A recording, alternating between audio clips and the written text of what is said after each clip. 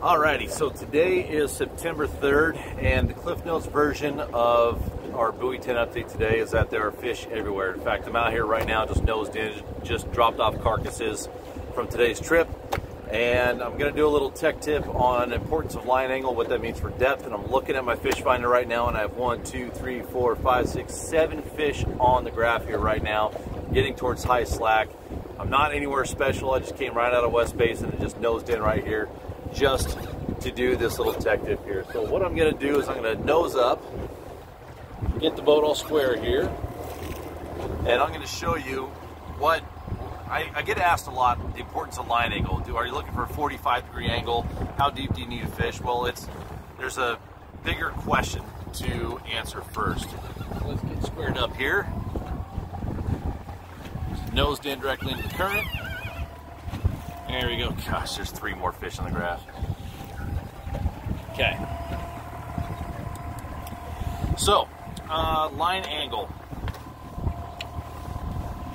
If you guys remember the Pythagorean theorem back in high school when we went through shapes and how to gauge their lengths on each side, it's the sides of a triangle. A squared plus B squared equals C squared. The same is true when it comes to fishing out here. So, if I am fishing on my line counter from my swivel here down to lead, let's call that 30 feet. If I'm at 30 feet on the line counter and it's straight up and down, you're down 30 feet. As it scopes out, you get shallower and shallower and shallower. So even though you still have 30 feet on your line counter, your speed will dictate your depth. So it's very important to watch your speed, and that will help you determine what depth you are. And looking at my graph right now, I'm marking fish between 15 to 25 feet of water.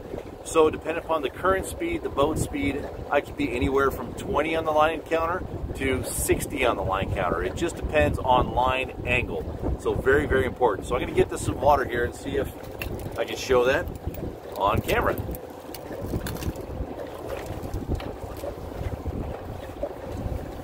All right, might even catch one here. Probably not, but today was a really good day though. We had probably 25, 30 bites. Started at 8:30, ended at 3:30. Just a really fun day. Okay, so I'm at 30 on the line counter here right now. And looking at my line angle, it's a pretty shallow line angle. Let's see if I can show it here. Let's see.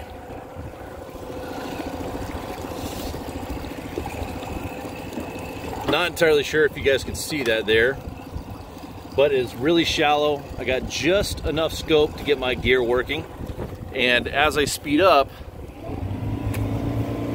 speeding up the motor, watch my line angle, just watch the rod tip. It's starting to come up flatter, so that means that my gear is going shallower. Now I'm going to come back off the power, bring it all the way down to idle, and you'll watch right now the rod tip is flat, it's way out there, but as we're slowing down, it's dropping, dropping, dropping. That means that the gear is dropping, getting deeper as well. So people, oh, there's fish on the graph right there. I'm going to catch them. Come on, fishy. Let's see, I got 1, 2, 3, 4, 5 fish on the graph, and that right there was probably a seal that was chasing them around a little bit. There are a lot of fish out here right now. So, yeah, get back in there. There we go. So, long story short, when it comes to line angle and troll speed, it does nothing else but dictate depth. What I try and do when I'm setting up on a troll is I start with my back rods. My back rods will set the spread for the rest of the boat. So I'll get my back rods set to the depth that I want them, and then based upon the speed to get down to the depth that I want, let's say I'm fishing 20 feet of water, I might start out at 26, 32 on the line counter. There's that little bugger that keeps on swimming underneath the boat. No, you can't have my fish. So I might start out in 20 feet of water, let's say 30 on the line counter. If I'm not tapping bottom, sometimes you get that 2-stage current where the current speed at the bottom is going a different speed, even direction sometimes, than the surface current. So you need to give it more throttle or less throttle. On these incoming tides, sometimes I'm actually in neutral and my line is still scoped way out because the surface current is moving so fast coming back in.